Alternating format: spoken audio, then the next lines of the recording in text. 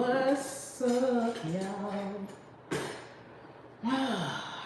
Hey, y'all. Hey, y'all. Boom, boom, boom. Hey, y'all. Okay.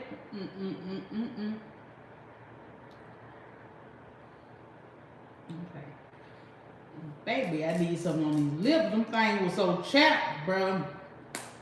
Chap, chap, chap, chap, chap, chap, chap. Baby, I got stuff everywhere. I need to clean out this desk. All right. Thank you, God. Give me what to say on this live. Amen. What's up, beautiful people, and welcome back to Currently Building Generational Wealth Lifestyle. I am one of your hosts, the one, the only, and the fly. So today, I am Danielle Bailey, and God is the ultimate host. What's up, beautiful people? How y'all doing on this amazing Wednesday evening? On today, I feel like a pastor. How y'all doing on this evening on today? But no, what's up, y'all? So I wanted to come on here. I wanted to come live because I haven't went live in a while. So I wanted to come on here and do live, and let's just talk. Let's talk about private practice. Let's talk about, like what we doing, how we gonna finish off this year. You know what I'm saying? And all the other kind of good stuff. I'm looking to do more things like this, right? I'm looking to show the chat. Hold on, no filter. Okay. Baby, what is going on?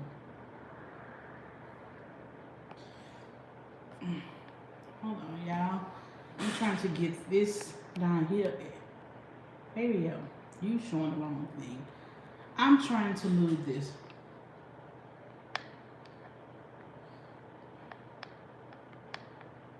Okay, I want to see live chat. All right, y'all. We're going to be able to see y'all. All right, y'all. So I wanted to, like I said, I want to come on here. I wanted to talk over there because I really do. Honestly, y'all, I be needing somebody to talk to when it comes to private practice. I ain't going to even hold y'all. Like, I work by myself. And so, I be lonely. You know what I'm saying? And so, I be wanting to run ideas and stuff like that by different people and things like that. So, I'm thinking about kind of doing, in the new year, doing, a wind down. We all get our little drinks. We come on here, we talk. You know what I'm saying? Because we got us a little drink tonight. Don't y'all mind my long straw because because I couldn't find my little black straws in the office or whatever. So don't y'all mind this. So I want us to come on here, talk a little bit, give you the opportunity to ask questions. If you have any questions that you want to ask and stuff like that about private practice, you're more than welcome to, or just not just private practice, but social work and all that other kind of stuff. So I'm really coming on here tonight because I want to know, is anybody okay, so I'm a CEU provider here in Louisiana. And so the board emailed me, our board emailed me last week and was like, hey, have you provided CEUs for this year? And not only did you provide CEUs, are you going to provide CEUs for next year? And so, y'all, I feel like they asking that because you may lose your credentials. And I really had to think about, did I offer CEUs this year? And I did. However, in Louisiana, let me say this. Y'all let me know where y'all at too. In Louisiana, they are we can no longer do the full hours virtually. So we have to get 20 hours every year for social workers. And so when we started doing COVID, we was able to get our 20 virtually. However, now Louisiana is saying no, you can only do 10 in distant learning, which is virtual, and you got to do 10 in person. So they're asking providers what are you what are you going to offer next year, and are you going to offer them in person? And so this year, all of my courses that I only offered 4. Okay, I offered 4, but I only did 3 because only one person signed up for one. So I offered look, let me tell y'all what I offer. And I'm gonna say this. Okay, so let's just go ahead. If you are a therapist, let me give you a word of encouragement or whatever. If you're a therapist or if you're a social worker, whatever, LPC, LCSW, whatever it is, offer CEUs. Okay, let me encourage y'all real quick. Offer CEUs. Go and get that credential, especially if you have your own private practice. Don't become a trainer in some type of sense. Don't let nobody else. Don't let any irrational ideas of you thinking that you're not good enough to stop you from presenting, because you are good enough. You are more than enough. I'm saying this because this is how I kind of felt in the beginning before I became a CEU provider. Like, I felt like, oh, I'm not smart enough. Oh, I'm not good enough. Like, I can't do this. I can't do this. And I had all those irrational thoughts or whatever, and that prolonged me from actually doing what it is that I want to do. And so I'm just encouraging you guys, don't. And I also want to say this, check into your local state, see what the criteria and see what you need to do to become a CEU provider. Okay, like, and not just a CEU provider, but a CEU approval. So like, I have the ability to approve other people's CEUs as well. Like, that's a good little bag. Like, we finna talk about how to make money in this social work game. Okay, social work LPC game. Like, if I really I think that's in 24. I really want to illuminate what it is that I'm capable of doing, because I'm really sleeping on myself. Like, I have the ability to approve other people's CEUs if they want to do it. And I can charge them you can charge them anything, because Louisiana doesn't have a set price. So like, I can easily charge somebody, in which you know what I'm saying? Okay, look, now I can see you. I couldn't see y'all at first. Good evening, hello. You gonna make me move to Louisiana and New York. Okay, come on. I have until March in order to qualify for the LCSW exam. I can't wait. And let me say this too. Like, don't wait to become an LCSW. I think that is one of the one things that I regret, is waiting to become an LCSW to do some of the things that I want to do. Team up with the LCSW while you got your LM and see how y'all can work together. Like, that's the biggest regret that I have, is waiting until I got my LC, because I felt like that you had to have that clinical in order for people to take you serious or whatever. And that's not it. Like, people can take you serious. You just got to team up with the right people, so that way you can fall up under their license and y'all can work together and y'all can do this thing together, right? So with CEUs here in Louisiana, right? So like, I have the ability to approve if somebody want to come and do a CEU, like, and they like, hey, could you approve it? And I'll be like, absolutely, yeah. And I charge $125 for me to review your paperwork, for me to approve it, and all of that other kind of stuff. So I charge $125. I don't know what other people charge. I don't know if they charge more or less, but I feel like $125 is okay. You know what I'm saying? Especially when you're trying to do a CEU event or whatever, because you have the ability to make thousands, and I'm just charging you $125. Okay, like, let me just say that I'm just charging you $125, and you have the ability to make thousands or whatever. So I'm just saying. And I want to say this, the credential to get your CEU certificate and become an approving agency here for the great state of Louisiana is so freaking easy. I'm not going to tell y'all, because I want y'all to go look it up on your own or whatever. But I want to say this. After I became certified, after I became a person of approval, all the people around me became one, because I told them how easy it was. In our mind, we thought it was difficult. And so I remember this one guy, and this is how my mind worked, y'all. And it may be my mind may be a little bit off, but it's this one guy that was approving, that like, he had the approval status. And I said, man, if he can approve, I know I can approve. So let me go and see what it is that you got to do.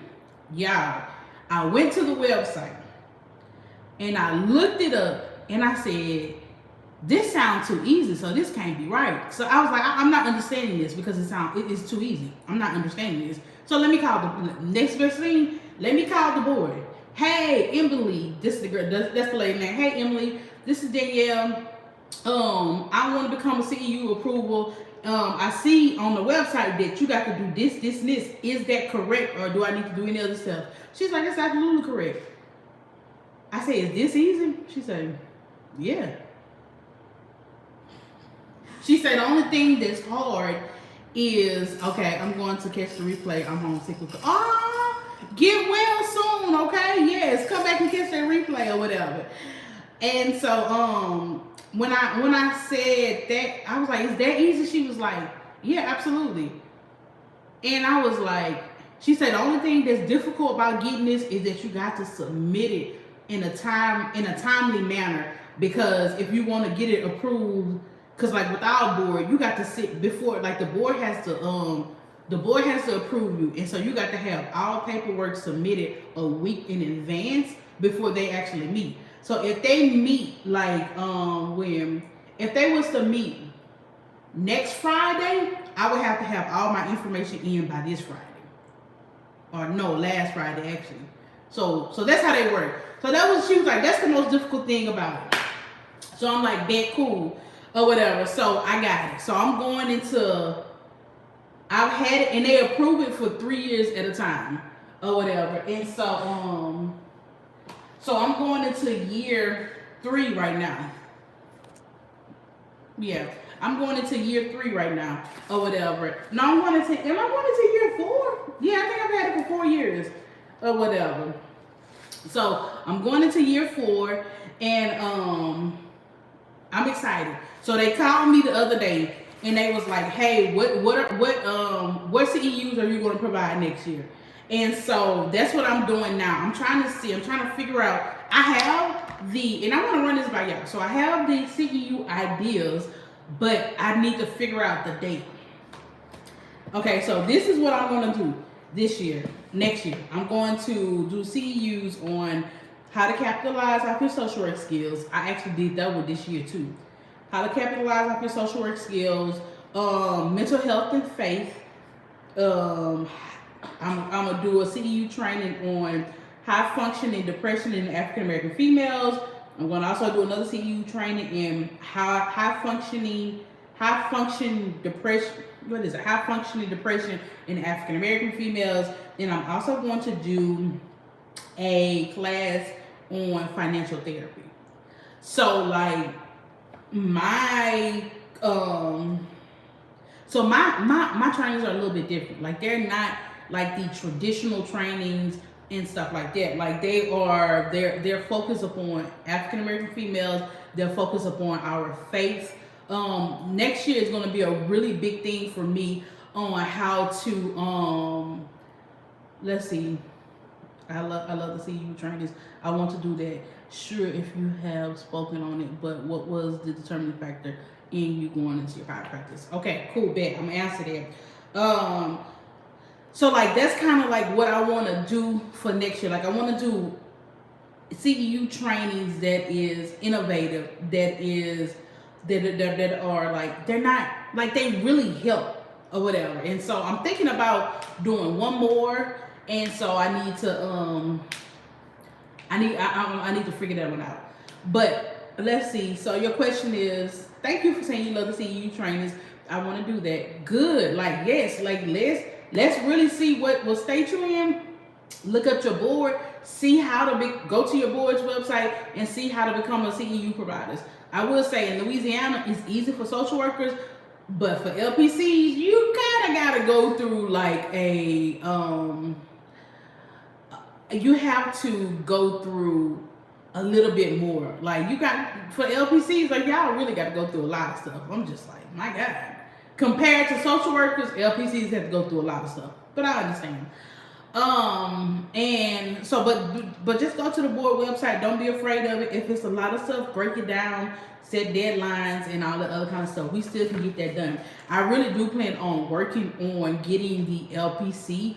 I'm an MSW. Okay, in North Carolina. Bet, cool.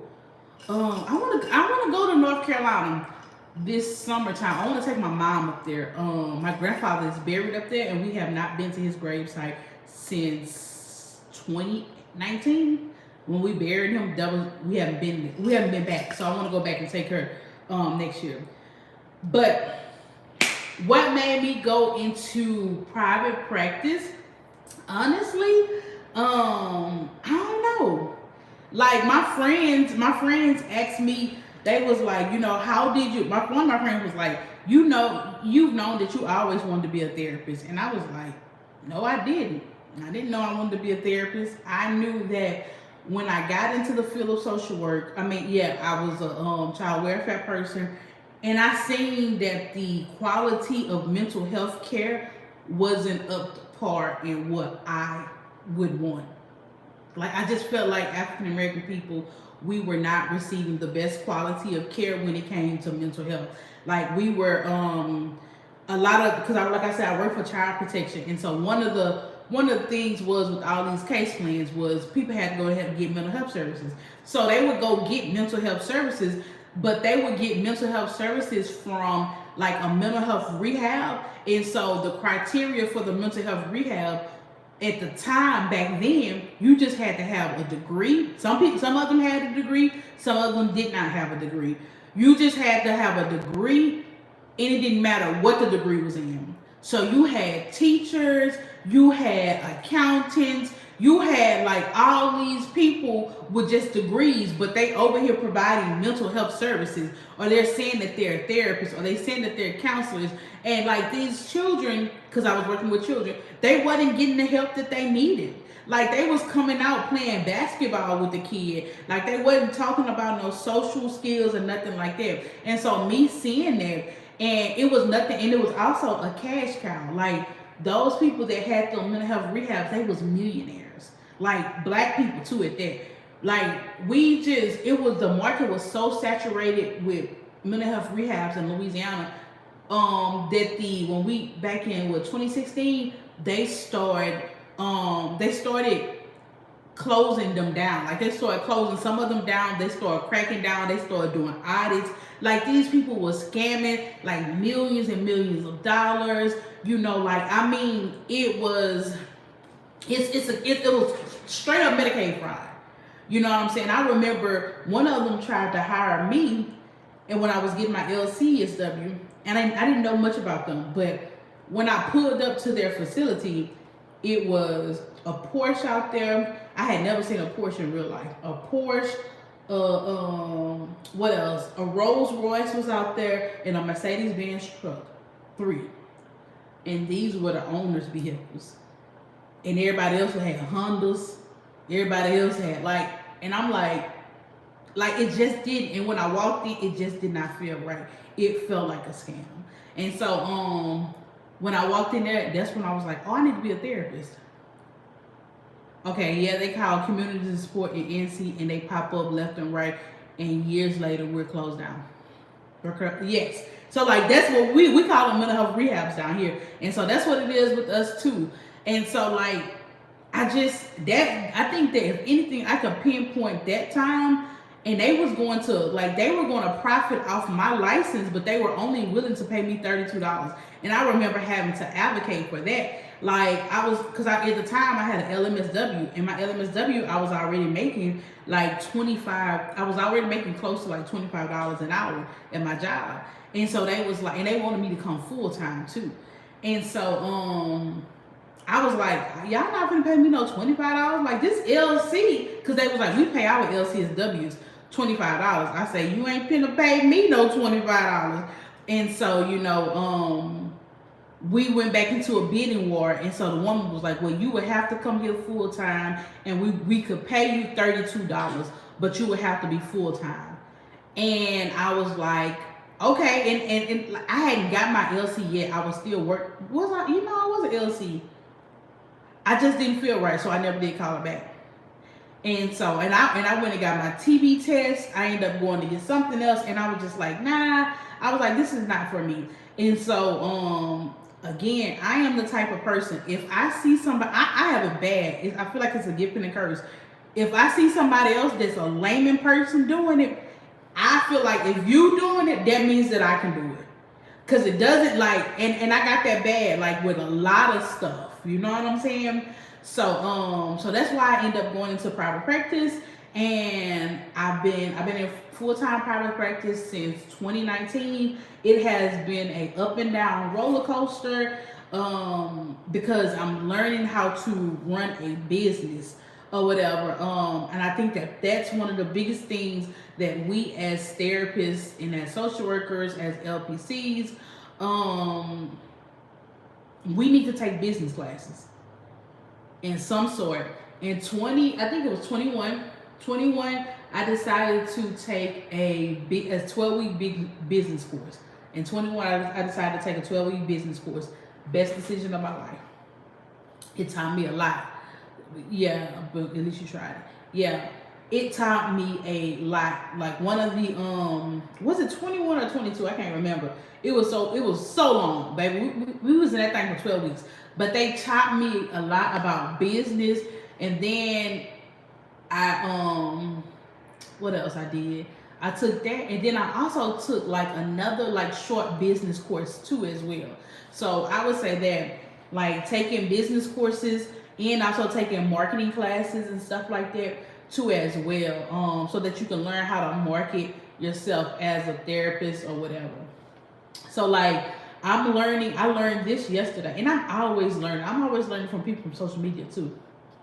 I learned this yesterday about marketing, like the hype that you create around your product that you're going to launch before you launch it is so important. I have it bad where I just launch stuff and I don't create no hype around it. I don't create like no, I just pop up and be like, yo, I'm selling this today, y'all. And then I wonder why it doesn't do well. You know what I'm very impulsive. Like I can't keep a secret. This is why I need y'all, because I need to be able to tell people like what I'm doing, but I need to be able, I can't keep a secret sometimes. I be wanting to tell people, yeah, this is what I'm working on. This is what I'm working on.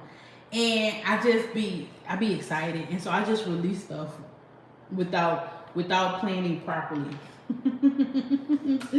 Let's see. Business classes are a must. They really should be a part of our program. Schools should really schools really don't teach you. No ma'am, they do not.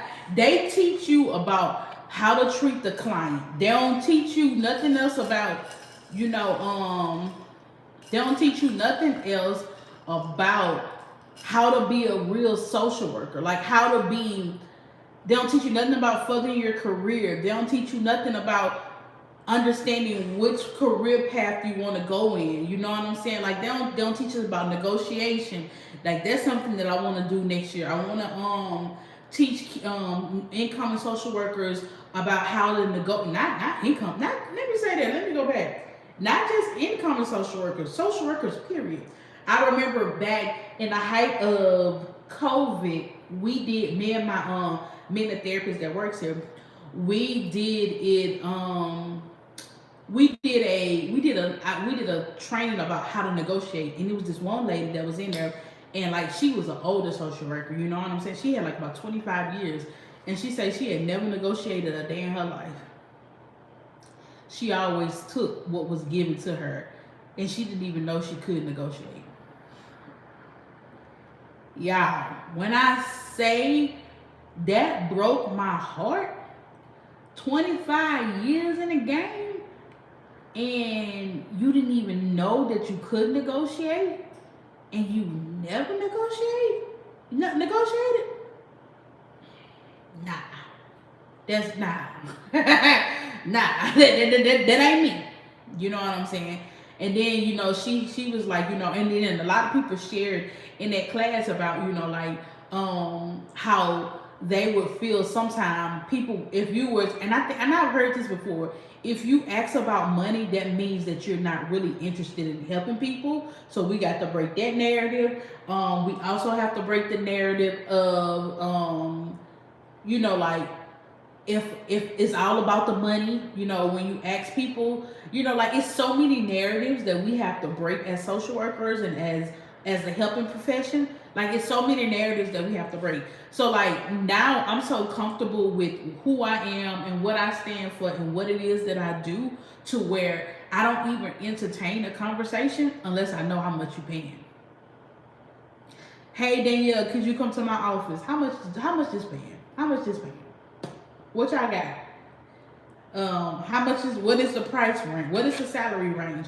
Because there's no need for me to go through the interview process if I know for sure this is not what I'm going to take. I know my threshold, I know my minimum, and I'm not going to waste your time, no waste my time. And I remember, a job recently called me and they was like, hey, we heard about you. We see your work. We received so many, hyping me up, right? We've seen you work in the community. We watch your videos on social media. Like, we've heard so much good things about you. And I'm like, oh, okay, cool. We want to have an interview with you. Well, that's fine. I'll be willing to be up for an interview, but could you tell me the price range of the position? Oh, it's one of those jobs that it's one of those where it's going to be fulfilling. The work that you're going to do is going to be fulfilling. And they gave me some of that old mumbo jumbo shit right there. It's because the work that you're going to do is going to be so fulfilling. How much is the pay? Oh, well, we don't know. Well, we're still trying to work it out. We just want to interview because we feel like you're going to be a good candidate. I said, well, when you work out what the price range is going to be, then give me a call back. I was like, because it's no need for me or you to waste each other's time if the price is too low. You say you watch my videos, you already know how I'm coming because I talk about this. And that woman, she said, because it was two people on the phone. And so it was a white lady and it was a black lady. And the black lady was like, she was just smiling because she had already told the woman, like, you watch my video, so I do this. I'm a social worker in this area, and I talk about money. I talk about social workers about money all the time. So you already know how I'm coming. And so the black woman, she just smiled and laughed. She was like, I told you what our video said. That I said, I preach social work and money, so there's no need for me to even, I say, like, that's wasting my time and your time, and I know I'm gonna say no. They never called me back. They said, thank you. I was like, thank y'all too. In order for me to leave what I got going on, you got to pay me for it. So let's see. So true. We have to first advocate for ourselves to do it for others. Just outdated mindset and oppressive practices. Absolutely. Do you hear me? Like, and you can't, like, I've known social workers going into jobs that's like, yo, I need to get a part-time job. Like, you going to the job, the full-time job, knowing that it's not going to pay enough. And so you already looking for a part-time job, or you keeping your part-time job. No, I want a job. I want one job that will cover all of my bills. And my plate, if I wanted to work part-time, that's up to me. But you know what I'm saying? Like, I'd rather struggle where I'm at right now than to get out here and work on somebody else's job and struggle. At least I know what I'm building is something that's going to be for me. I'm struggling because I'm trying to build something. I'm trying to build something that's much bigger than me. You know? So yeah. So that's kind of like a little bit about what I'm going to be trying to do next year. I want to do more. I really want to go to a college and teach and just do a class. You know what I'm saying? Like, I think I'm gonna reach out to somebody at Grambling. Like, Grambling is the HBCU down here. They have a social work program. And I want to be able to, like, let me talk to y'all graduating seniors. Like, let's do like a little class. Girl, don't get me started. I'm overworking, working for people too, right? You know what I'm saying? Like, I want to do like a class, and I want to teach them like how they, like how to capitalize. I think that's one of the classes that I want to teach students, how to capitalize off your social work skill going into the field. You know what I'm saying? Like, having them to know this early, like creating a journal, like creating a journal, creating a workbook, how to overcome grad school. Like, we create stuff from our experiences, and they can be like, well, we don't have any experiences. Yes, you did. You just graduated. So create a workbook, journal, or whatever about how to finish grad school. There's a market for that. How you overcame grad school, how to survive grad school. You know what I'm saying? I want to start my own, but trying to see how to really plan for me to transition. Yes, I would say take a year to transition. Um, and whatever it is that you're trying to do, really take a year, or maybe even take 2 years with the idea of transitioning, like making sure you're involved in the community. If you're going to do therapy, like making sure that you're involved in the community, making sure you got relationships, making sure you're getting your business name out there, making sure like all that other kind of stuff, like really making sure you get your name out there is so important. Making sure you build relationships. So even if you have a community job, you know what I'm saying, get business card with your name on it. You know what I'm saying? How did you prepare to be able to do it full time? I'm asking because I'm so overworking for others. Okay, so I would say this. My last job, this is how God works too. My last job, I was after I got my LC, I went to go and work for this hospital. And so at the time, the hospital was building up their mental health program, right? And so this is how the guy sold me. The guy said, they asked me what my boss at the time, I love him to death, Chris. He said, what is your plans? Do you have a 5-year plan? And I was like, I want to open up my own private practice. And so he was like, okay, so you newly licensed and you want to open up your own private practice. He was like, how about you give me 2 years? How about you come work for me for 2 years and you learn how to open up your own private practice, but we pay you to open up ours. The best deal I could have ever made. This is how I know that this was God. So you mean to tell me I'm gonna come make all the mistakes on your dime and you pay me and I can use what you taught me here to go open up my own? He was like, yeah. Absolutely. And that's how I got it. Now, I learned a lot from him. Don't get me wrong. I learned a lot from them. I would say like the safety of still getting paid when clients don't show up. I would say I learned a lot, but I didn't learn. Well, I learned what I was supposed to learn then. Like for me, and I want to say this, my practice and where I was working at the time, like where I was working and where I was living at. So I opened up my practice in my hometown. And so at the time I was living 2 hours away. So I would do my private practice on the weekends. Like I worked for them Monday through, and this was in my contract with them. So I worked that job I did 40 hours and I did it 4 days. So I worked 4 days a week, 10 hours a day. So I worked Monday to Thursday, and then Thursday evening, Friday, and Saturday, I did my own private practice. So I worked 6 days. Sundays was the Lord day. Okay.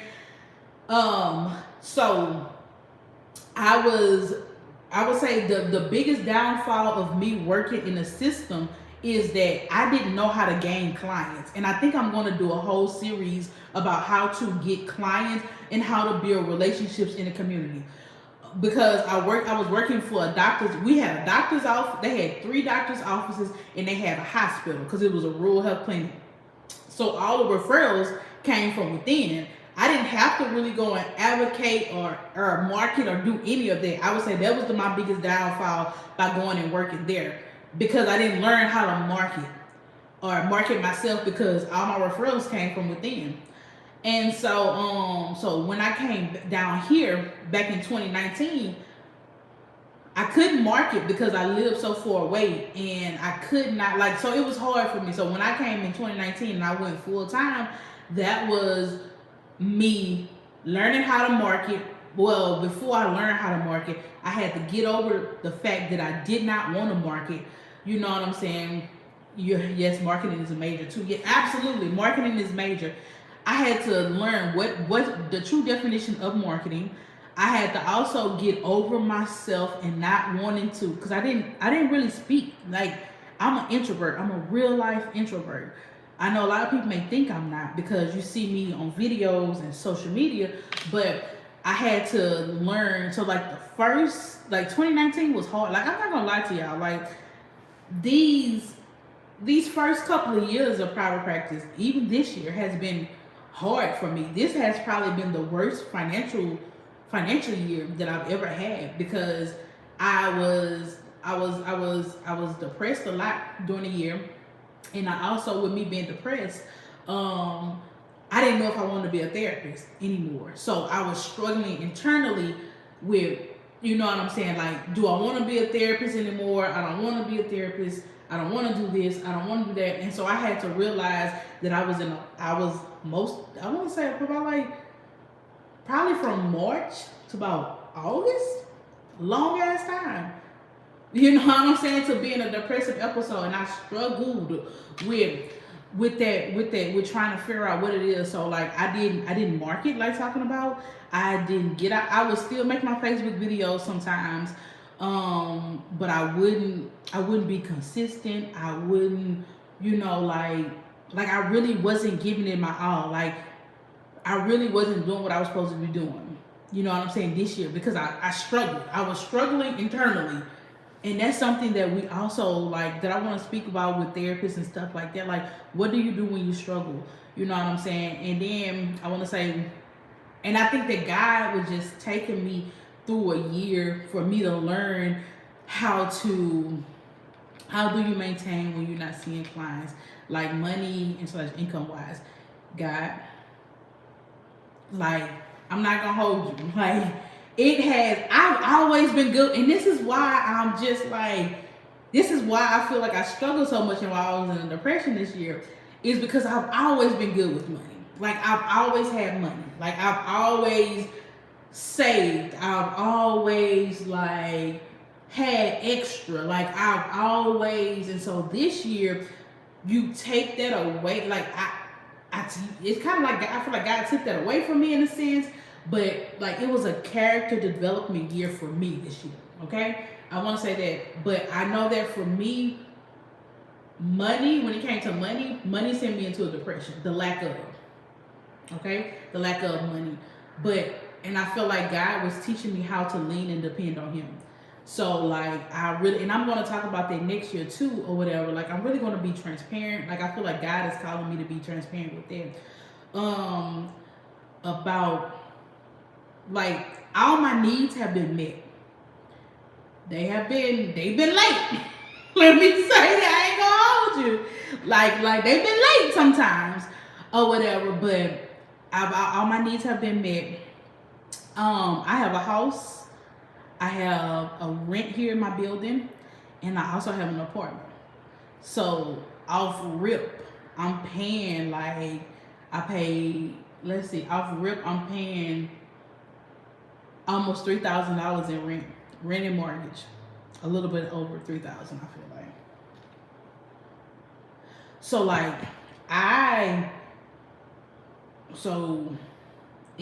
let me see. I paid $2,750 off rip in mortgage, rent for this building, and rent for my apartment, because I still have my house in Shreveport. I still have my house. So off rip, I'm paying $2,750 a month. So now that I think about it, I've made good money. I just haven't made enough of it, like, all my needs have been met.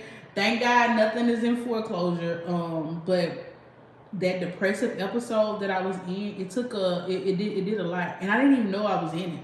Like, my work never suffered, but my personal life suffered though, or whatever.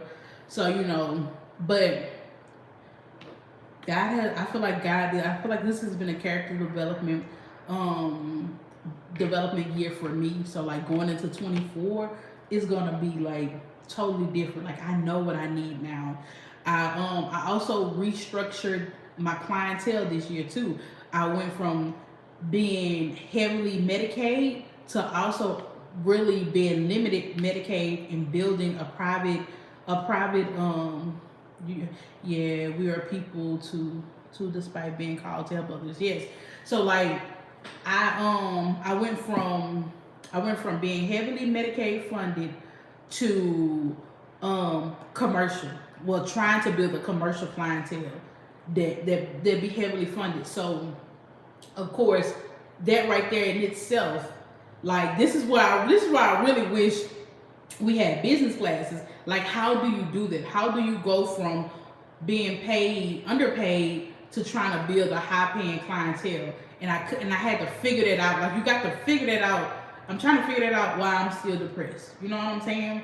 Like that was kind of hard. And so, depression and anxiety this year. I realize I'm a high functioning depressed. I suffer from high functioning depression and anxiety. It's really anxiety or whatever. But so yeah, learning all of that about myself this year, and I feel like I just really came out of it. I want to say probably like October ish. So I'm coming out of it. I'm realizing what it is. I'm understanding it, and so like that's why I'm so excited about 24. And it's crazy because God told me last year, and I remember telling him this the other day. I was like, back in October, bro, you told me that this was going to be my $1 million year, bro. This was going to be, I'm going to touch $1 million this year. I was like, you go from telling me in October, you're going to touch $1 million this year, to this being one of my worst financial years of my life. How does that make sense? Like, I'm still trying to understand, or whatever. But yeah, that sounds like a lot. But sis, you are doing good. Praise and thank God for His mercy and His strength. Absolutely, absolutely. So like next year we going to. I'm excited. Like I said, I'm excited about next year. I'm excited about what God is going. I'm excited about the things that I'm going to do, that I'm trying to do. And I just want everybody to win. Like, and I would say this: me not having a strong plan is something that kind of. I would say this: if I had a written out plan, I feel like that would have helped me a lot this year. I did not have I had a business plan, but it was a business plan that this guy wrote for me, and yeah, he wrote it for me. Because when I took the business class, they did a business plan for you, right? And so the guy wrote it for me. I told him what I wanted to do. I wrote it. He wrote it, but I didn't give him really no true significant. I need to go read the damn business plan now. Think about it. I didn't give him no real detail about what I wanted to do, right? So if I can give you any advice right now, because I know we've been on here for about almost 45 minutes. Write you a business plan. I feel like that's something that I'm going to actually do. I feel like if I had a business plan when I was lost this year, I could have picked that business plan up and I could have followed the business plan. But I was lost a lot this year. I don't know much about what coaching is. Like, but I know they're making money. I know that they are making a lot of money though. Like, people are paying, like big time paying for coaching services. I don't know. I don't, like I said, I don't know much about it, but I would say that because I know a therapist, she's going to offer coaching next year. I would say this: as a therapist, I don't think that we need to pay for a certificate. Me personally, if I was to offer coaching, I'm not going to go pay thousands and thousands of dollars for a certificate. I'm not going to do that. Because what are you going to teach me? You can't teach. I'm not going to say you can't teach me nothing, and that may be a little bit of arrogance. Because what are you going to teach me clinically? Because you're not doing anything clinically. And a lot of these coaching programs, they're by people who don't have license. You know what I'm saying? What are you going to teach me business about how to run the business of a coaching program? I may pay for that or whatever, but I don't think that therapists should go. I don't think that therapists should go pay for a coaching license. I don't know. That's just me because you already have your clinical license. But I would say that they like I said, I got a friend who is going to offer coaching next year, and she's developing her program, and she's going to be on a reoccurring. Like I would probably do. I ain't gonna hold you. I probably would do coaching. You don't be surprised if y'all see me out here with a coaching program next year too, because it's less work. Okay, like I think that one thing that I probably would struggle with is making sure I don't cross over into the clinical realm of things. You know what I'm saying? And whoever take it, like they have to understand that I'm not operating. I feel like what was kind of like what will hold me back is people thinking that they're in therapy because they know I'm a therapist first, and then my therapy license being held on the line for coaching. That would be the only thing that I would be on the fence about. So if I was to do a coaching program, I would probably go to a therapist who has now turned to coach.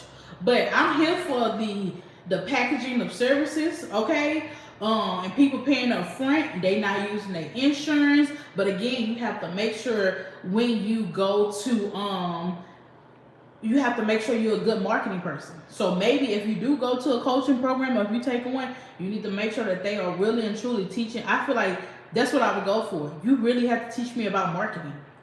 Like you really have how do you market your program? How do you make the program successful? Because they got 6 and 7 figure coaches out there. I would be more interested in how you making 6 and 7 figures? What are you doing? Who are you marketing to? How are you getting it? And a lot of those coaches are big social media. Like they probably have like a big social media following. Social media is the way to go. Social media really and truly is the way to go with a lot of things right now. That's one of the biggest marketing. That's one of the biggest marketing tools right there. Period.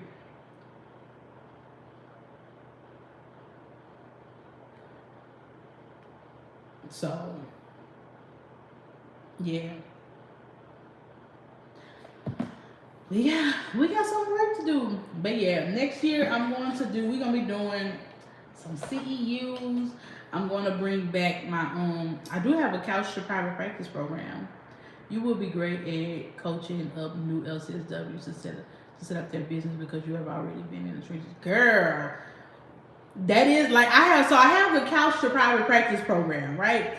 And I haven't did that in a while, but I want to bring that back because and not only do I want to bring that back, like I want, because it was like a 6-week class, 6 or 8 week class. I want to bring that back for a year.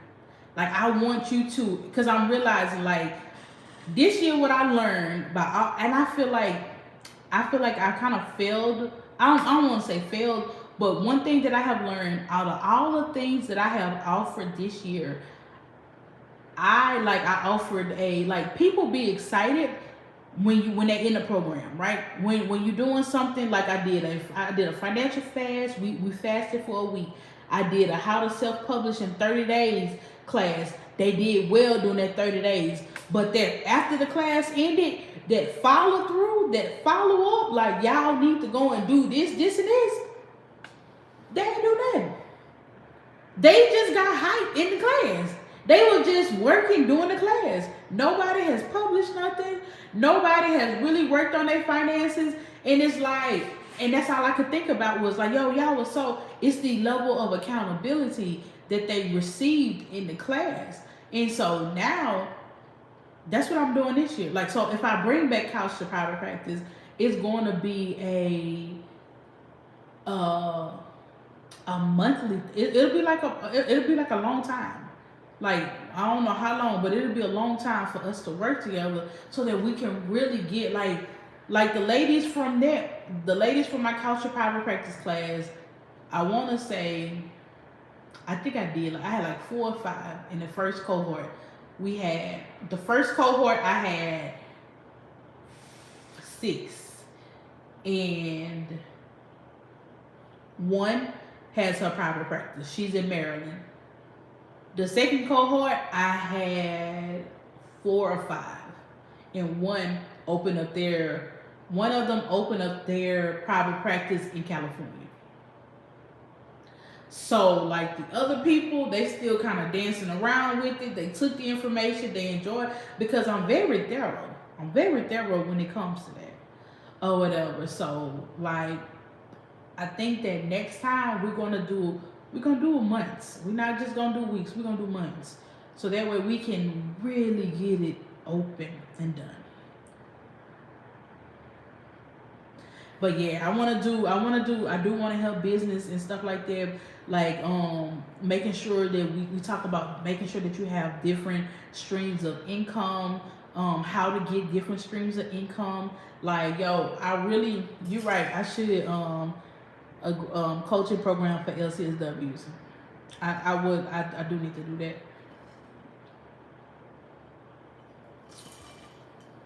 And stuff like that. So I think I'm gonna look into that. Baby, y'all gonna have me working.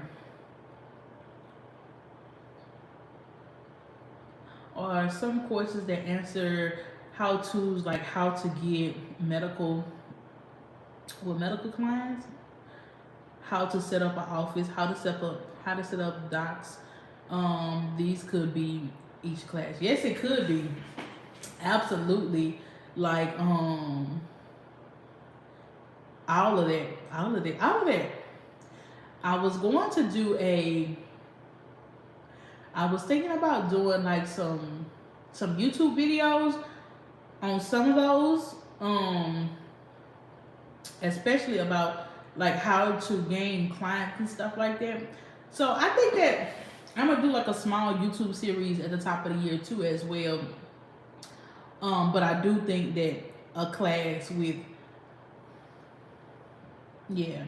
making sure we get a class. Like, I think a class most definitely will be needed, and stuff like that. And making sure we talk about branding, how to brand yourself. What, like, I realized this year, like a couple of months ago, not even a couple months ago, probably like about 2-3 weeks ago, I realized that I have 4 different businesses, and I was trying to put them into 2. So, like, I realized that, and I want to say that it's okay to have those many businesses or those many ideas. Like, I got my private practice. That's one. I have the Revolution of the Black Woman will be televised. That's the clothing brand that I really want to do. Like what I really am doing. Like, it has all my apparel like this. So I have that. Then I also have Danielle Bailey, me as the professional. So like me as the professional, those are going to be my speaking engagements. Those are going to be where I teach social workers how to be social workers. Like, that's going to, like, understanding what is what and how it falls up under each. Because I don't want to do, like, that's something that I really had to figure out this year that really came to mind. Like, my private practice, I was putting my private practice and my speaking engagements and my CEUs all under one umbrella. And it's like, no. Your private practice is your private practice. That's where you see clients. That's where you do group therapy. It's therapy. So I'm like, okay, bet. Now that I understand that that's straight up clients. The Revolution of the Black Woman will be televised. That is a clothing apparel brand that promotes healing.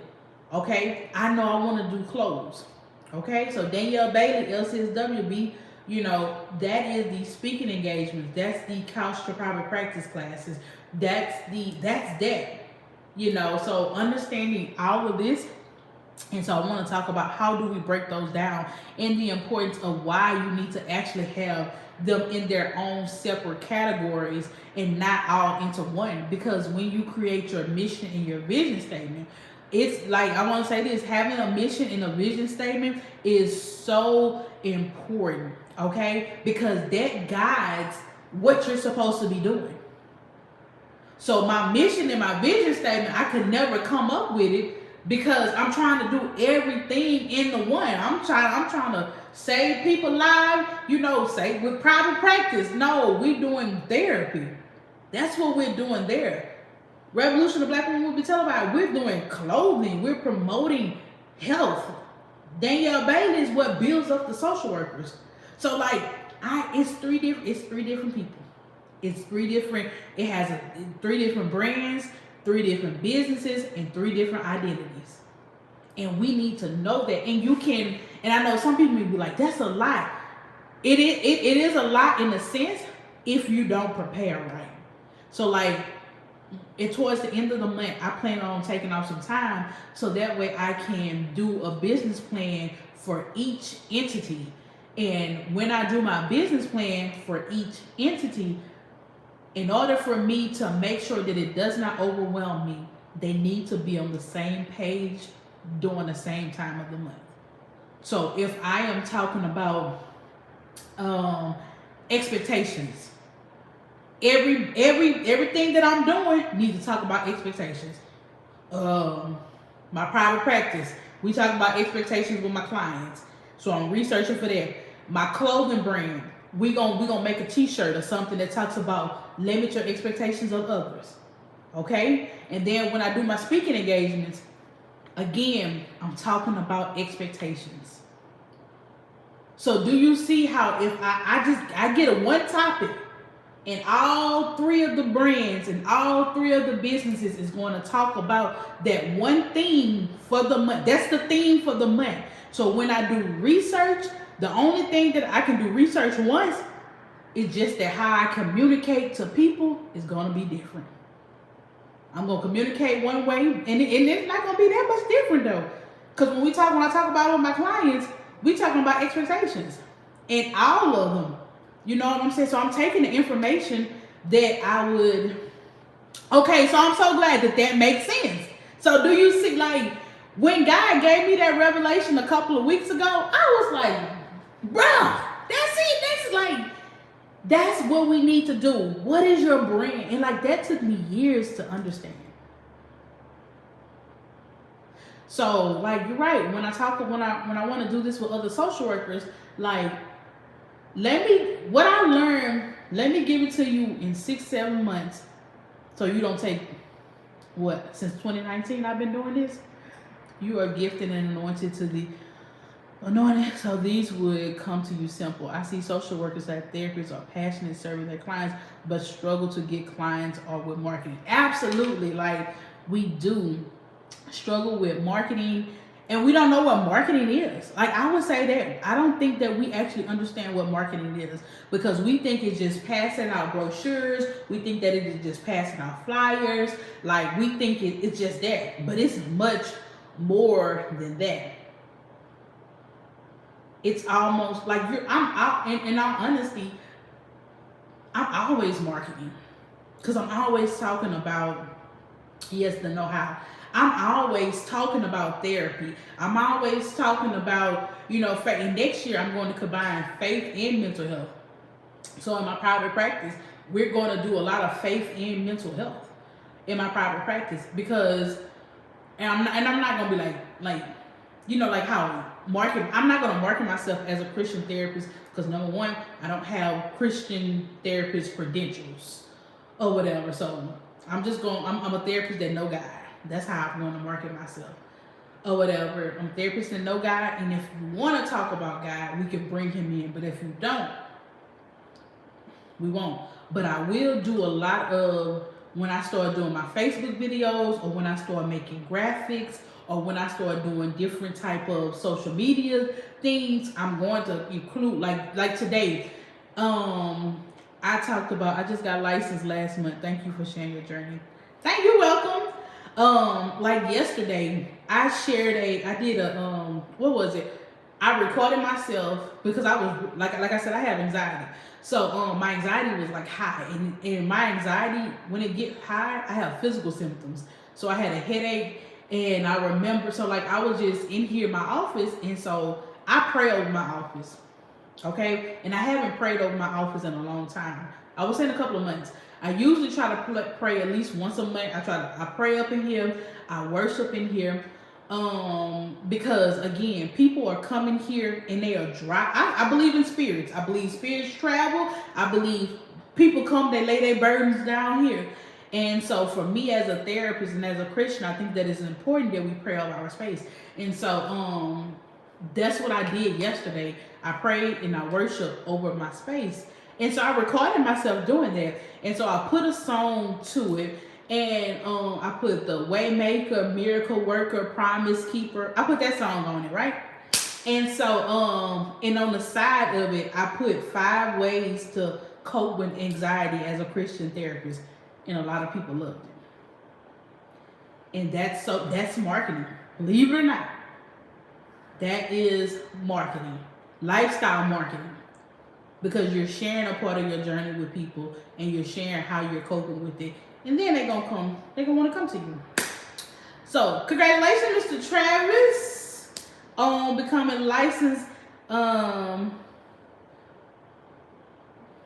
Where you licensed at? Where are you licensed at? I just got licensed last month. Thank you. What state are you in? Are you in?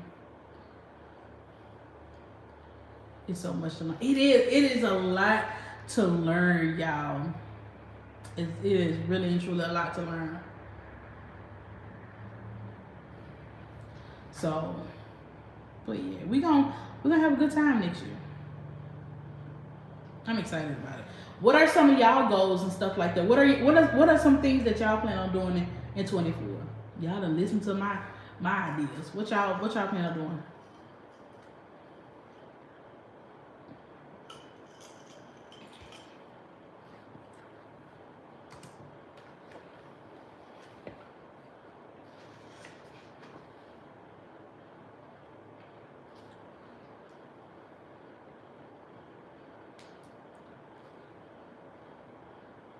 I also plan on redoing how to credential yourself. I plan on redoing that video again.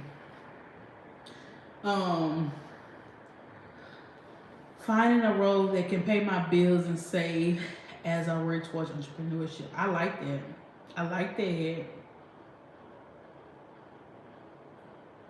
Have you thought about working from home?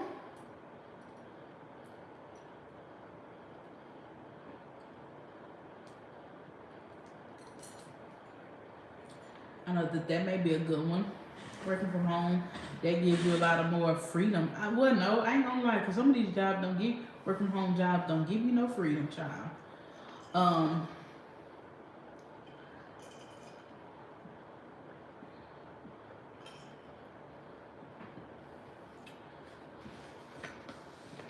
whatever.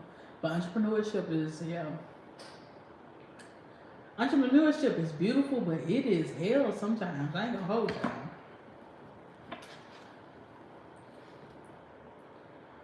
I have work from home in a clinical role, but the department closed, so looking again. Oh, okay.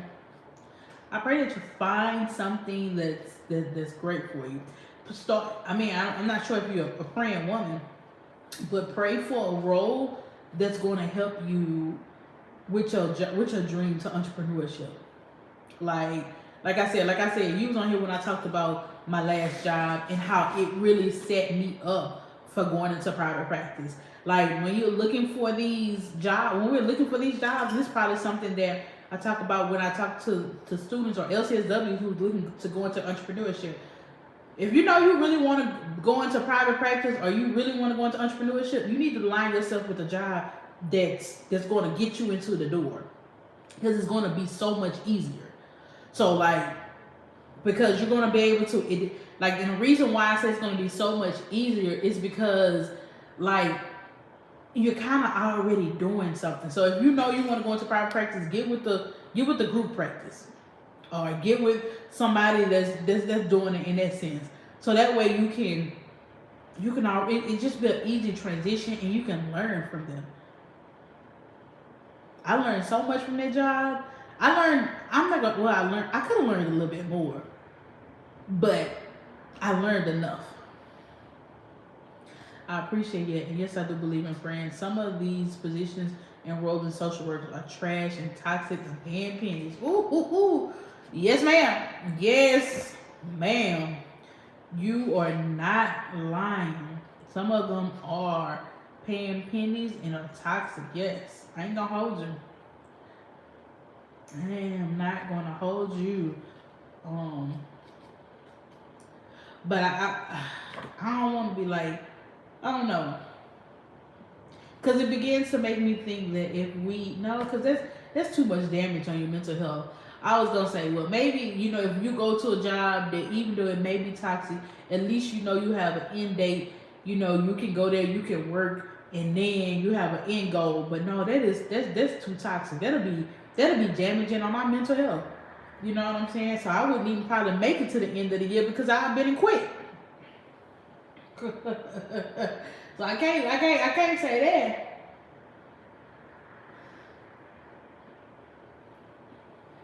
But we gonna have to figure something out. But I think that this is what we start going.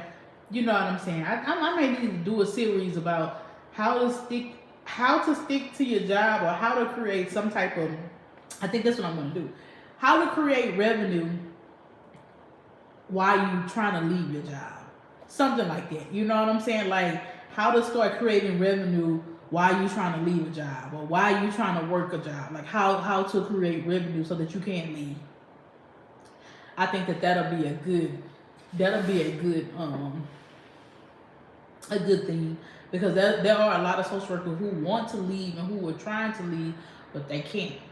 You know what I'm saying?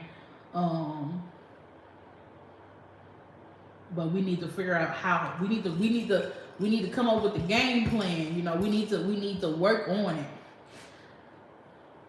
It's one thing just saying we want to do it, but we need to come with the work. We need to come up with a plan or something like that. So that is something that I want to look into more. So the Danielle Bailey brand. That's who will be doing it. You know what I'm saying? So y'all may see my channel change. Like my channel is going to change. It's going to change from currently building generational wealth. Y'all won't hear me say that in the new year. Again, currently building generational wealth is I own that. I have that trademark because that's what you got. Yeah, I've done it and considering it again, but just in a space something to give. But seeing someone who looks like me actually have done it and doing it speaks to my soul. Says thank you. Yes, that's off to you. Thank you so much. I appreciate that. It makes this time right here where I'm at. It makes it better. You know what I'm saying? Like I said, it's this year it's been a struggle, but even though this year has been a struggle, it has also been beautiful. Like this is the most I've ever really seen God in my life. Like I know God. You know what I'm saying? Like I know that He's going to come through. I believe. It's, even though it was difficult, it also was beautiful at the same time. I know He'll come see about me, because even in my lowest, He came and saw about me. So you can only get that type of testimony or that type of experience from actually being there. So yeah, we got it. We got this, y'all. We can do this. We can do whatever it is that we want to do. I really believe that. We can do whatever it is that we want to do.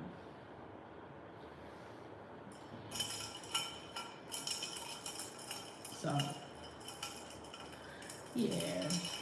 It was good talking to y'all. Anybody got any questions? Any, concerns? Or anything like that?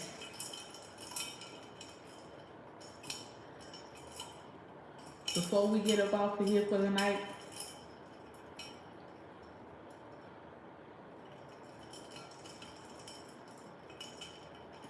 I appreciate y'all for joining me.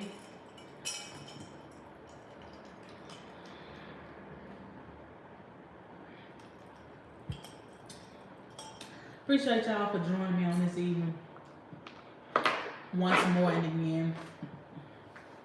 We're gonna come on here and we're gonna talk about these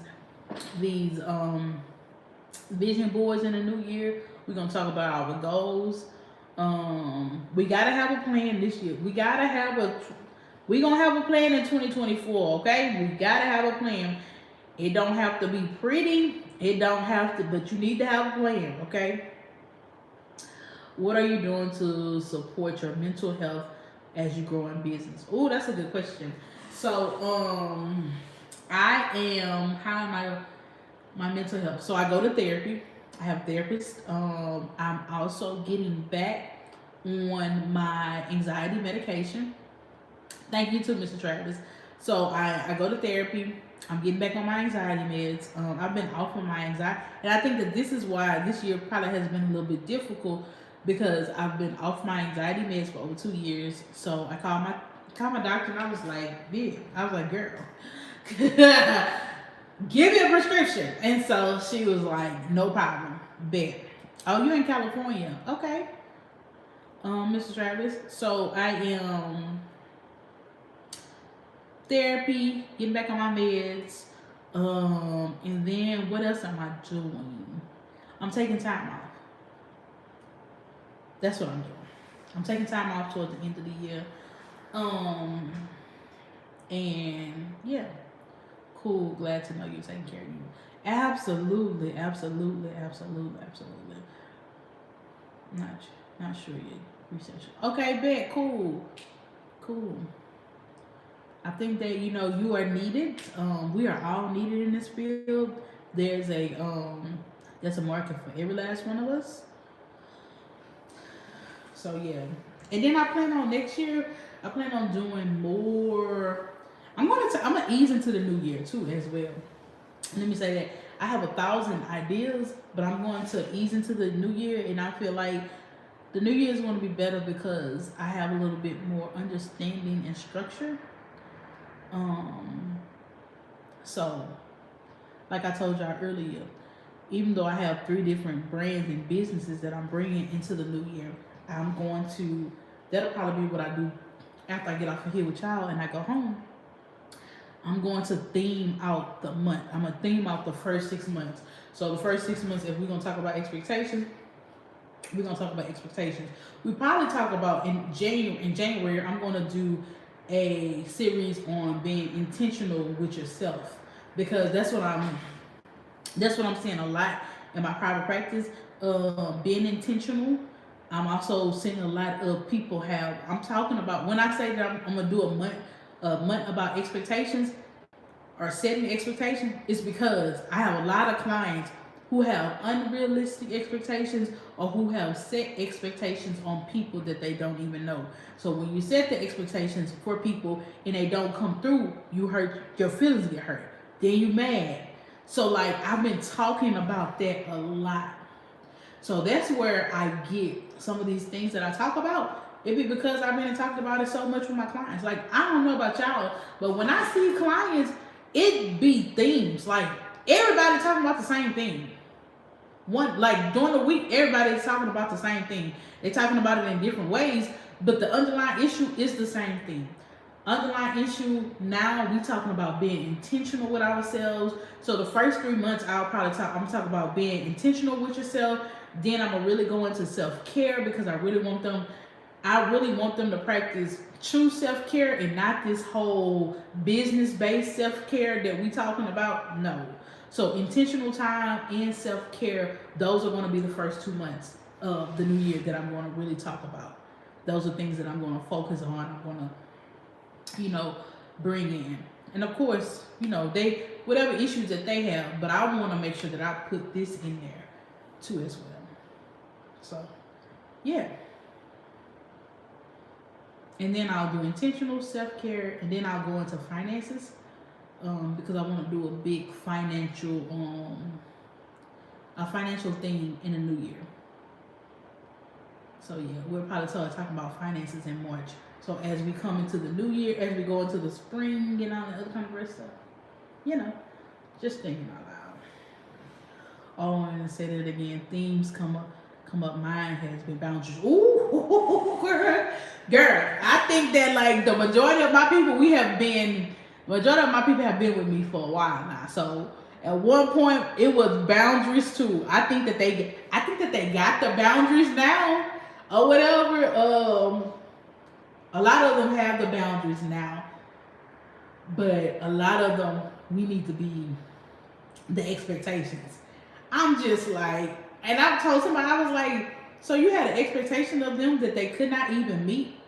Boy, they should know. I say, how? How should they know? You never told them. You never communicated with them. So when we start talking about expectations, we're gonna talk about communication too. Effective communication. What that looks like. Like y'all, when we start talking about this, like I can't, baby, look, I can't wait. Okay? Cause I'm gonna tell. Cause as soon as we start talking about this, I'm gonna show y'all how this can communicate and how this can translate. Like when I got everybody, we talking about intentional in my private practice. That's what we talking about. Making a shirt about intentional. Danielle Bailey, she gonna do speaking engagements about being intentional, teaching people about being intentional and stuff like that. So do we see how all of this? So when I start teaching people about being intentional and intentionality and what that looks like and what that means, they gonna want to then come to my business. They gonna want to then come to my private practice because I'm speaking to them. And this is how all three of your businesses, like what I'm doing, it all can be funneled back into each other.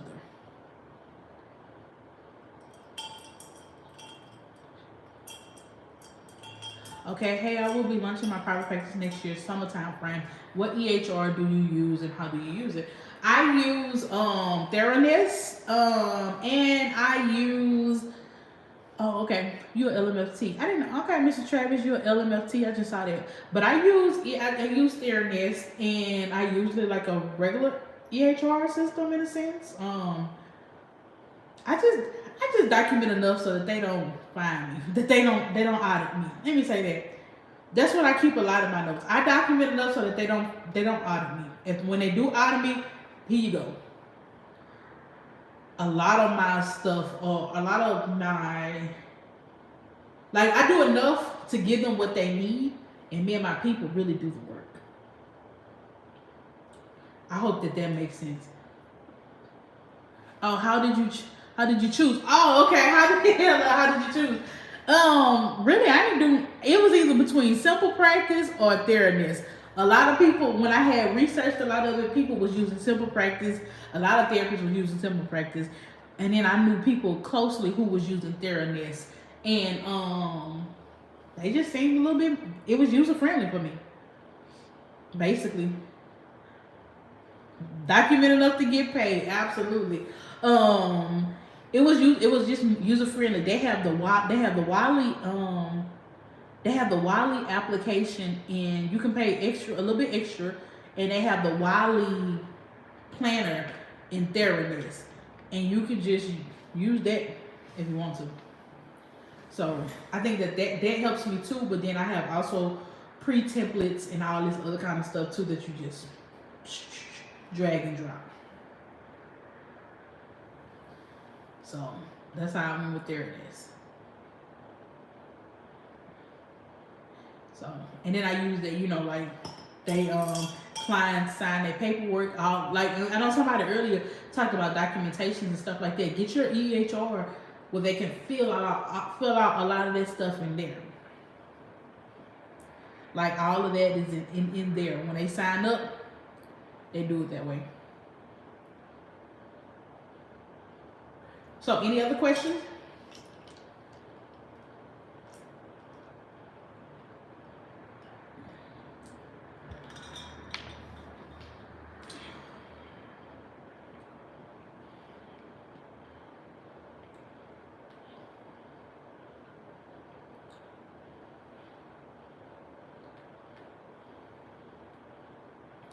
I'm supposed to be going to a vending event.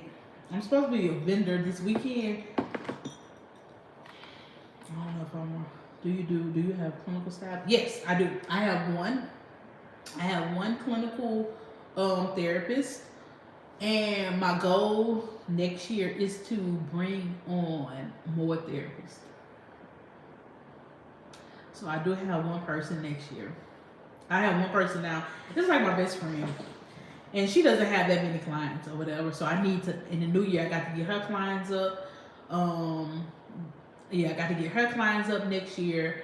I need to get my own clientele up next year too as well. Because when I was going through my whole thing of if I'm going to be a therapist, and I stopped accepting clients altogether. That's another reason why I struggled this year. Then I stopped accepting clients in the middle of the year. I'm not taking nobody because I'm not gonna do this anymore. And the Lord told me, "Girl, you gonna be a therapist next year. Just be." And that's something that we need to talk about too. Girl, I'm just still talking. I need to get up here. Making sure you accept the clients who you want to work with, man. Like that's one of the biggest benefits of being a therapist in your own private practice. Accepting the clients that you want to work with. That's great. It's so hard to find a staff. Yes. Yes, it is. Like, making sure you're working with your ideal client makes life so much better. At first I was accepting everybody. But now I begin to be super selective. And I remember telling somebody, I'm gonna interview you just as well as you're gonna interview me. Like, if I don't want to work with you, I'm not going to work with you. I'm going to refer you to somebody else. And it's nothing personal. It's just that I want to work with people that want to get better. Like my 11 o'clock and 4 o'clock today, both gave me life. Okay? Like, they are doing so well. My 11 o'clock had so many epiphanies. And I think it also helps that my 11 o'clock is also a therapist too. So I think that for me, they're therapists, so they understand. But like, we had so many revelations, and they I can see the change. I can see, my thing is that we got some people that just come to therapy and they just want to talk, but they just want to talk, but they don't want to change. And those are the people I can't work with. I want to see the change. I want to see you grow. I want to see you get better. Like, I need that. All of my people, 99% of my people have all grown. And this year I'm actually planning on doing I'm gonna do a client appreciation. And I'm gonna give out awards. Don't worry, it's not gonna be no expensive awards. It's going to be a certificate that says, the clients I want to help cannot afford. They are usually lower socioeconomic. I know. And I want to say that is, so she says she says the clients I want to help cannot afford. They are usually lower socioeconomics. I 100% get and understand where you're coming from, because that's why I was so Medicaid heavy in the beginning. Because I felt like I had to help my people and I needed to do this. Like, I had to help my people. Like, God told me to go serve the least of them. And now I got to, but I was like, God, you told me to serve the least of them. I can't survive off of Medicaid alone. And God told me plain as day. He said, I told you to serve the least of them. I ain't tell you to have a practice full of them. Like, I'm not gonna lie. He said, I told you to serve them, but I ain't tell you to have a practice full of them. Because at the end of the day, this still is a business, right? It still is a business. And when God told me that, I was like, okay. So now I need to reshape, rebalance, reshift. You know what I'm saying?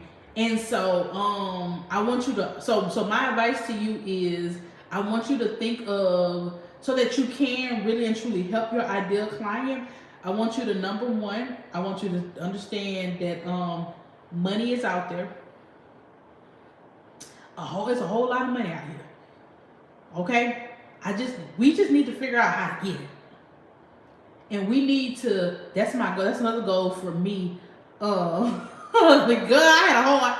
If I had about 20 people up in here, 18 of them was Medicaid, and we had two. We had two commercial pay people. Guys, I ain't tell you to get a whole practice full of them.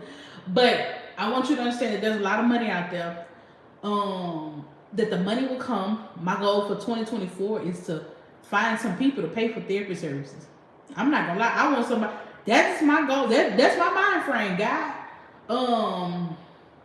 God, somebody gonna pay for these people to come to therapy, and they gonna pay me on time, and they gonna pay regular, because there's a lot of money and people willing to give it away. So if I can tell you anything, make sure you start getting a non-profit. If you're not full-time private practice yet, or whatever you're doing, work on getting a non-profit. So that way, I've had, like, some of my clients are like, so like I work with high functioning depression and anxiety. So like some of my clients are high level people too as well. Like they're high level clients. I work with high level clients, and I also work with the least of them, like the Lord told me. So my high level clients, they be giving me intel. Like one of them was like, one of them called me. I hadn't seen her in like 3 months. She was like, "You got a 501c3?" And I was like, "No." She was like, "We looking at my job, which is a high level job. We looking to give somebody some money, and I thought of you." And she was like, "Why you don't have one?" And I was like, "Well, see," she was like, "You need to get one. Because you can get a lot of money, and I know what you do." So if you have your own business or you don't, get you a 501c3, baby. Let's figure out how to start getting them. So then when we get them, the people that got the money, they can come and give it to us without a problem. And we can give them a tax write-off. Partner with some organization that will provide scholarships. Absolutely. Get on EAP, okay? If you're not, that's something that I also teach my people when I do couch to private practice. I teach them how to get on EAP programs, because you can, and look, EAP programs are good. Let me say this. I came across I'm on BHS, and then I came across, I have a college student that is getting EAP programs from her college. They have unlimited services. That girl come to me once a week. When she come, sometimes she was coming to me twice a week.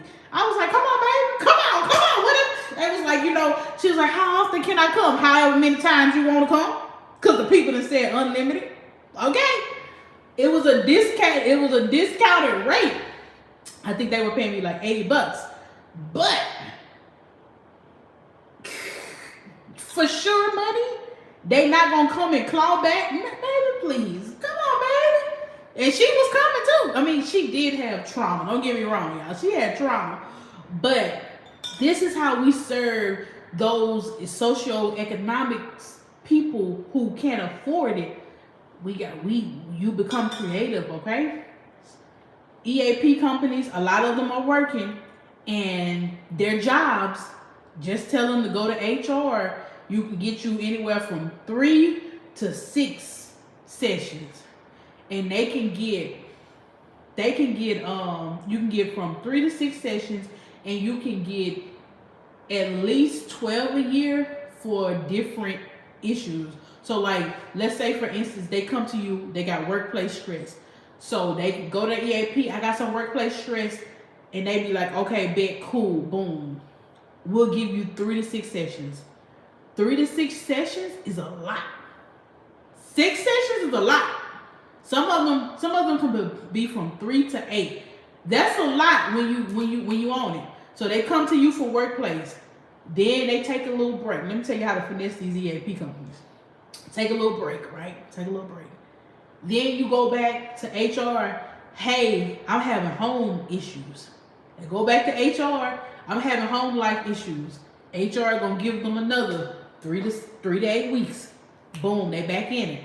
You can get services 3 different times a year. Okay? But you got to have 3 different issues. Let's see. So like that's one way you can get you can work with those. You can work with those, and it's all free. Okay?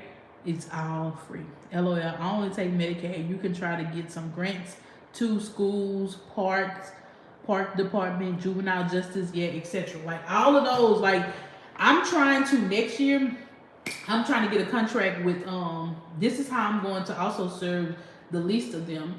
I'm trying to get a contract with the Department of Children and Family Services so that I can do parenting classes. Parenting classes. I also see anger management is a big thing. Also, don't think about just working one-on-one. Okay, we got to. Sometimes we can't do one-on-one, babes. We need to do groups. So really work on groups. Think about groups, because groups is where you can really make a good little bit. And anger management, everybody need anger management. So those are different ways too that you can really get out here and you can really serve people, but like maybe not doing it one-on-one. Maybe you need to do it in a group setting. You know, where that way you can get more than one person. And it can be worth your while. And you can still do a lot of work in groups. So, but yeah, sometimes we gotta finesse the EAP companies. Finesse them. But you happy your client too at the end of the day. It's a win-win situation. I don't want nobody to think about, oh my God, you getting over. No, it's a win-win. You're providing services to people that necessarily may not be able to afford. Because let me say this, even when they have insurance, sometimes people can't afford services. Like with my clients that may have Blue Cross Blue Shield, I still, depending on what their copay is or what their deductible is, we still use their EAP benefits. Like I'm their therapist. I'll take a pay cut so that you can get a pay break. Some of them clients copays are $40. Some of them are $40 and $50. That's a lot of money when you're paying for insurance at the same time too. And you're still having to come pay $40 to $50. Some people are 25, yes, but some of them are 40. And I was, when I came across somebody that was 50, I was like, baby, let's go get these EAP benefits. And she was like, what? I said, go get your EAP benefits. Call your job, call HR, and let's go get the EAP benefits. And we did EAP and they gave 8 weeks. I was like, oh, we got 8 weeks. You know what I'm saying? And if you play them right, and with this client, I see her at the end of the year and I see her at the beginning of the year. What we do is we get the 8 weeks, depending on what's going on, we get the 8 weeks towards the end of the year, and then because they renew at the top of the year, we get another 8 weeks at the top of the year. So we do 16 sessions back to back. 16, that's a lot of sessions. That's months. So understanding how to, when I say finesse, it's not necessarily finessing, it's really understanding how to really use your resources wisely. 16 sessions, and that's how me and her have done that for 3 years. She started coming back in, she come back in about October. She come back in October, and she stayed from October all the way to February or March. And we get a lot of work done. And it's free to her. So, EAP companies, y'all. And I know a lot of people who have practices, who practices founded upon EAPs. And it's easy to be a part of them. You just fill out a few paperwork. That's it. So, all right, y'all. I done been on here with y'all for 94 minutes. That's an hour and a half. We done talked. I'm finna get up off of here. Y'all be easy. Y'all be blessed. And I'm gonna see y'all a little bit later on. I gotta come back on here with y'all. I like y'all. I'm gonna talk to y'all later. Bye.